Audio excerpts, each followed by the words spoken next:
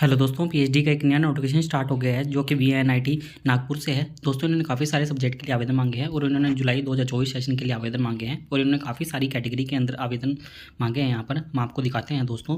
तो दोस्तों सबसे पहले इन्होंने यहाँ पर बताया कि फुल टाइम कैटेगरी 1 से लेकर 7 तक है और पार्ट टाइम कैटेगरी 8 से 9 तक है। तो ये कैटेगरी का आप ध्यान रखिएगा। तो इसके अंदर टोटल 9 कैटेगरी बताई गई है। तो पहली कैटेगरी आप देख सकते हैं कि नॉन स्पॉन्सर्ड कंटेंट है टीचिंग असिस्टेंटशिप के साथ में, और वीएनआईटी एमटेक स्टूडेंट यदि कोई हो टीचिंग असिस्टेंटशिप के साथ में तो वो भी आवेदन कर सकते हैं।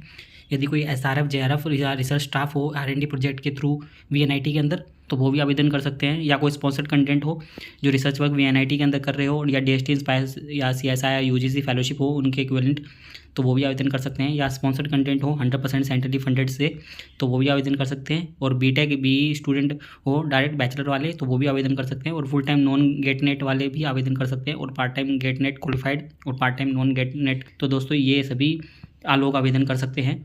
और दोस्तों आगे हम आपको कुछ और डिटेल्स दिखाते हैं। सबसे पहले दोस्तों इन्होंने यहाँ पर एलिजिबिलिटी क्राइटेरिया बताया है। तो एलिजिबिलिटी क्राइटेरिया के अंदर आप देखेंगे कि अप्लाइड मैकेनिक्स के अंदर इन्होंने बताया है कि यदि आपके पास में बीटेक एएमआई सिविल इंजीनियरिंग के अंदर हो तो भी आप आवेदन कर सकते हैं, या आपके पास में मास्टर्स डिग्री हो जो कि आगे बताया गया है काफ़ी सारे स्पेशलाइजेशन जैसे कि स्ट्रक्चरल इंजीनियरिंग, स्ट्रक्चरल डायनेमिक्स, तो इस प्रकार आपको यहाँ पर। और दोस्तों यहाँ पर फर्स्ट क्लास आपके मास्टर डिग्री के अंदर होनी चाहिए, मतलब मिनिमम 60% फर्स्ट क्लास की डिग्री होनी चाहिए। जितनी भी परसेंट से बनती है वैसे 60% से ही फर्स्ट क्लास डिवीजन की डिग्री बनती है, या आपकी 7.5 सीपीआई होनी चाहिए। तो इन दोनों में से कुछ भी हो आपके पास में, और आपके यदि गेट स्कोर होना चाहिए आपके पास में क्वालिफाइड, और यदि आप नहीं हैं गेट क्वालिफाइड तो आप कैटेगरी 9 या 7 इन दोनों के अंदर ही आवेदन कर सकते हैं। कैटेगरी 7 और 9 हम आपको दिखा देते हैं कैटेगरी 7 और 9 कौन सी है। तो full time non GATE NET है और एक 7-9 non GATE NET part time है, तो इन दोनों के अंदर आप आवेदन कर सकते हैं। तो इस प्रकार से दोस्तों इन्होंने सभी के लिए एलिजिबिलिटी बताई है, तो इस एलिजिबिलिटी को आप ध्यान से देख लीजिएगा। हमने एक आपको एग्जाम्पल के तौर पर बता दी है।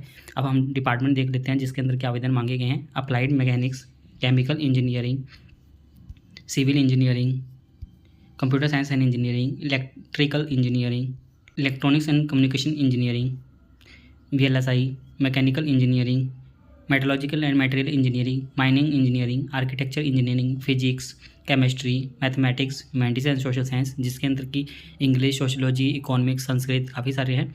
और इसके अंदर भी बताया गया है कि क्वालिफाइड गेट नेट स्कोर हो फर्स्ट के अंदर, या गेट क्वालिफाइड हो, तो गेट नहीं है तो 7-9 के अंदर आप आवेदन कर सकते हैं।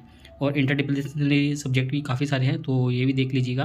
नोट के अंदर इन्होंने कुछ इन्फॉर्मेशन दी है कि जिन कैंडिडेट के पास में डीएसटी फेलोशिप है या सीआईएसआर फेलोशिप, यूजीसी फेलोशिप है, बट उनके पास में वैलिड गेट या नेट क्वालिफिकेशन नहीं है तो वो भी आवेदन कर सकते हैं। तो इसके अंदर कैटेगरी बताई हुई है, कैटेगरी 4 के अंदर आवेदन कर सकते हैं ये लोग। और दूसरी यहाँ पर बताया गया है कि जिनके पास में ME, MTech, M archaeology, M plan, MSc है और रिजल्ट वेटिंग में है तो वो भी आवेदन कर सकते हैं, बट उनका रजिस्ट्रेशन प्रोविजनली होगा तो उनको चाहिए होगा बाद में। और दोस्तों सिलेबस की बात करें तो इन्होंने यहाँ पर सिलेबस दिया हुआ है, जैसे कि आप देख सकते हैं कि अप्लाइड मैकेनिक्स के अंदर सिलेबस कौन कौन सा चाहिए होगा रिटन एग्जाम के अंदर। तो engineering mechanics, mechanics of solid, structural analysis, इस प्रकार से सभी दिए हुए हैं। तो ये आप सिलेबस इनके हिसाब से अपनी तैयारी कर सकते हैं। और कुछ के अंदर वेटेज भी बताया हुआ है, तो वेटेज देख सकते हैं। पार्ट 1 के अंदर 30% का वेटेज और पार्ट बी के अंदर 70% का वेटेज, तो ये अपने हिसाब से सभी देख लीजिएगा आप। तो सभी के अंदर इन्होंने दिए हुए हैं और वेटेज भी अलग अलग तरीके से बताया हुआ है। आगे हम इनकी कुछ और इन्फॉर्मेशन भी आपको दिखा देते हैं। यहाँ पर इन्होंने एरिया ऑफ रिसर्च दिया हुआ है, तो जिस एरिया के अंदर आप आवेदन कर सकते हैं। अप्लाइड मैकेनिक्स के अंदर देख सकते हैं काफ़ी सारे रिसर्च एरिया दिए हुए हैं, जैसे कि स्टील स्ट्रक्चर, कॉन्क्रीट स्ट्रक्चर, इस प्रकार से आप सभी के अंदर आवेदन कर सकते हैं। बहुत सारे सब्जेक्ट हैं, वो स्पेशलाइजेशन भी काफ़ी सारे हैं, तो लगभग आपके सभी स्पेशलाइजेशन इसके अंदर कवर हो रहे हैं, तो आप इसके अंदर आवेदन कर सकते हैं दोस्तों।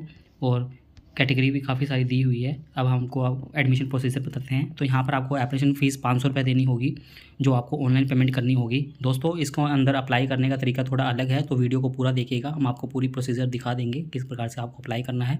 तो दोस्तों यहाँ पर 500 रुपये सबसे पहले आपको एप्लीकेशन फ़ीस पेमेंट करनी होगी। ये लिंक यहाँ पर दिया हुआ है, अभी हम आपको ये लिंक भी ओपन करके बताएंगे। और दोस्तों इसका जो रेफरेंस नंबर होगा और इसकी प्रिंट आउट भी निकाल के रखना है आपको रिसिप्ट की। आगे और भी इसका काम रहेगा तो हम आपको दिखाएंगे किस प्रकार से आपको करना है। और दोस्तों ये एप्लीकेशन फॉर्म आपको ऑफलाइन भी फिलअप करना होगा। ऑनलाइन तो है गूगल फॉर्म, बट आपको ऑफलाइन भी इसको फिलअप करके सभी डॉक्यूमेंट अटैच करके, और ये पेन जो आपने की है उसकी रिसिप्ट भी आपको अटैच करके स्पीड पोस्ट या हैंड डिलीवरी आपको इस वीएनआईटी के अंदर पहुँचानी होगी। तो इस बात का ध्यान रखिएगा। और जो रेफरेंस नंबर मिलेगा इसका वो आपको गूगल फॉर्म का एप्लीकेशन फॉर्म होगा उसके अंदर भी आपको फिलअप करना होगा। तो दोनों काम करने होंगे आपको। तो आपको सबसे पहले यहाँ से आपको ये पेमेंट का ऑप्शन ही दिखा देते हैं सबसे पहले। तो दोस्तों इस फॉर्म से रिलेटेड सभी लिंक आपको हमारी वेबसाइट में मिल जाएगी और ये पेमेंट की लिंक भी मिल जाएगी। अब हम आपको सबसे पहले पेमेंट का ही दिखा देते हैं। तो दोस्तों जैसे आप लिंक पर क्लिक करेंगे तो आपके सामने विंडो ओपन हो जाएगी और यहाँ पर आपको पेमेंट की कैटेगरी सेलेक्ट करनी है। तो हम पेमेंट की कैटेगरी सेलेक्ट कर लेते हैं। दोस्तों सबसे पहले आपको एडमिशन एप्लीकेशन फ़ीस कैटेगरी पर क्लिक करना है और सबमिट पर ओके करना है आपको। तो दोस्तों सबमिट पर ओके करने के बाद में आपके सामने नई विंडो ओपन हो जाएगी। यहाँ पर आपको पेमेंट कैटेगरी फिर से सिलेक्ट करना है। तो पेमेंट की कैटेगरी हम आपको सिलेक्ट करके बता देते हैं आपको कौन सी सिलेक्ट करनी है। तो यहाँ पर आपको सबसे नीचे जाना होगा। दोस्तों सबसे नीचे आने के बाद में आपके सामने नया ऑप्शन आ रहा होगा PhD एप्लीकेशन फ़ीस। तो आपको इस पर क्लिक करना है, ओके पर क्लिक करना है। दोस्तों आपको यहाँ पर आधार नंबर या कुछ भी डालना होगा। तो दोस्तों आपको यहाँ पर आधार नंबर डालना है। तो आप यहाँ पर आधार नंबर डाल दीजिएगा, अपना नाम लिख दीजिएगा, डिपार्टमेंट आप जिस भी डिपार्टमेंट के अंदर आवेदन कर रहे हो तो वो डिपार्टमेंट सेलेक्ट कर लीजिएगा आप। जैसे आप सिलेक्ट कर लेंगे और अपनी डेट ऑफ बर्थ डाल दीजिएगा, mobile number, email ID, gender. ये एप्लीकेशन फ़ीस 500 रुपये है क्योंकि 500 रुपये ऑटोमेटिक सिलेक्ट हो गया है यहाँ पर। और सबमिट पर क्लिक करके आपको पेमेंट कर देनी है यहाँ पर। और इसका रिसिप्ट भी निकाल के रख लेनी है, प्रिंट आउट निकाल के रख लीजिएगा। और इसका रेफरेंस नंबर जो मिलेगा वो आपको गूगल फॉर्म में डालना होगा। अब आपको वापस ब्रोशर पर लेके चलते हैं क्योंकि वहाँ पर अदर इन्फॉर्मेशन भी है काफ़ी सारी।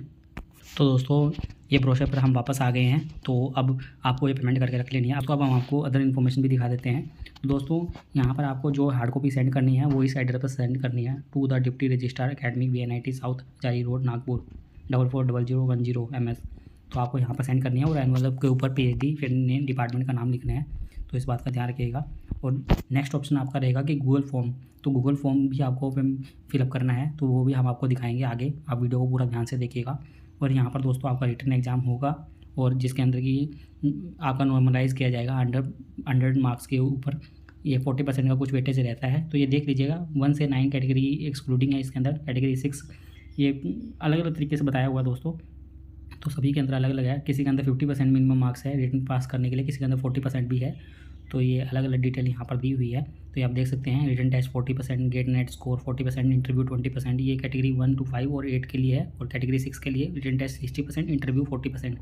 तो ये सब के लिए अलग अलग है। तो ये देख लीजिएगा। नॉन गेट नेट ये सभी के लिए अलग अलग बताया हुआ है यहाँ पर। और पेमेंट और फीस डिपॉजिट यहाँ पर फीस बताई हुई है। तो फीस आप देख सकते हैं।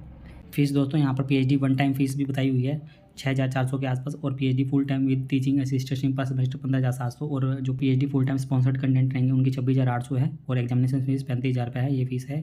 और दोस्तों आगे यहाँ पर इन्होंने पार्ट टाइम सेमेस्टर वालों के लिए भी बताया हुआ है। तो इस प्रकार से आप देख सकते हैं पूरे डिटेल यहाँ पर लिखी हुई है। आगे दोस्तों इन्होंने यहाँ पर कुछ फॉर्मेट अटैच किए हैं जो कि आपके काम के हो सकते हैं, आप देख लीजिएगा। यहाँ पर इन्होंने एनओसी, स्पॉन्सर सर्टिफिकेट ये सभी अटैच किए हुए हैं। अब हमको कुछ इनकी अदर डिटेल भी दिखा देते हैं। तो दोस्तों ये इसका गाइडलाइन का नोटिफिकेशन है। इसके अंदर इन्होंने फेलोशिप की डिटेल दी हुई है। तो हम आपको दिखा देते हैं फेलोशिप की डिटेल्स जो इन्होंने यहाँ पर प्रोवाइड की है। तो दोस्तों ये देख सकते हैं कैटेगरी 1 और कैटेगरी 2 के लिए यहाँ पर बताया है सबसे पहले कि इनके अंदर नेट गेट जिनके पास क्वालिफिकेशन है उनको 37,000 रुपये फेलोशिप मिलेगी 2 साल के लिए। और 42,000 रुपये फेलोशिप मिलेगी लास्ट 2 साल के लिए। और दोस्तों आगे इन्होंने कैटेगरी 3 के लिए भी बताया है और कैटेगरी 4-5 के लिए बताया है। तो कैटेगरी 4-5 ये 6 के लिए देख सकते हो गेट क्वालिफाइड के लिए जो बीटेक ग्रेड फाइनल ईयर के अंदर जाकर सीधा डायरेक्ट करेंगे आवेदन तो उनको भी इतनी ही मिलेगी। और नॉन गेट के लिए भी यहाँ पर बताया हुआ है। तो यहाँ पर कुछ एलिजिबिलिटी इन्होंने के लिए भी बताया है कि फुल टाइम जो PhD non GATE NET set है तो उनको फेलोशिप यहाँ पर ये प्रोवाइड नहीं करेंगे। तो ये कुछ रूल है इनका। और यहाँ पर आगे इन्होंने कुछ कोर्स वर्क के बारे में बताया हुआ है। या आपके एडमिशन होने के बाद की डिटेल यहाँ पर मिल जाएगी आपको। तो आप यहाँ पर देख सकते हैं। अब हम इनकी अदर डिटेल देख लेते हैं जो कि आपके काम की। आपको एप्लीकेशन फॉर्म किस प्रकार से फिलअप करना है तो वो हम आपको दिखा देते हैं। दोस्तों ये इनका एप्लीकेशन फॉर्म है जो कि आपको फिलअप करके इनको सेंड करना है और सभी डॉक्यूमेंट अटैच करके। सबसे पहले ये रेफरेंस नंबर ही मांग रहे हैं जो कि मैंने अभी आपको दिखाया है कि पेमेंट आपको किस प्रकार से करनी है। तो वो पेमेंट का रेफरेंस नंबर यहाँ पर लिख दीजिएगा और इसके साथ में रिसिप्ट भी अटैच करनी है और सभी डॉक्यूमेंट भी अटैच करने हैं।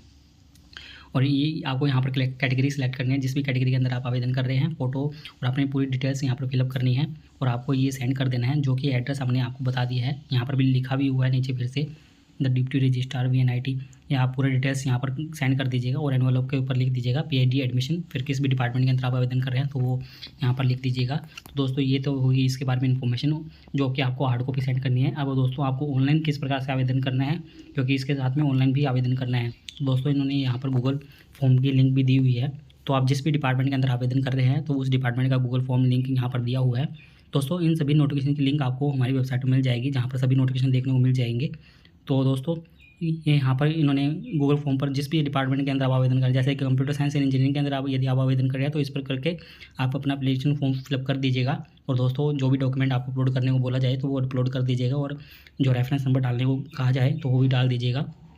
दोस्तों वो फिलअप करना है आपको। और दोस्तों यदि आपको कोई इन्फॉर्मेशन चाहिए इनसे रिलेटेड तो आपको कांटेक्ट करना है, तो यहाँ पर आप मोबाइल नंबर और ईमेल आईडी दी हुई है डिपार्टमेंट के हिसाब से, तो आप इन पर कांटेक्ट कर सकते हैं।